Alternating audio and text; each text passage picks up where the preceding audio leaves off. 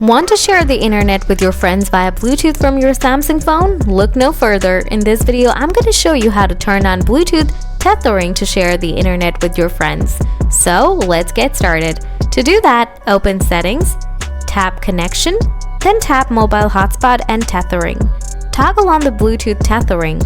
Now go back, tap Bluetooth, make sure to turn on Bluetooth on both devices. Now find out your friend's device name and tap on it, then tap Pair on both devices. Then open Bluetooth settings from your friend's device. Then make sure to tap on your Bluetooth name from your friend's device. It will take a few moments to connect. Now go back to Mobile Hotspot and Tethering from your Samsung phone. And here it is. You can see this message sharing this phone's internet connection with one device. That's it.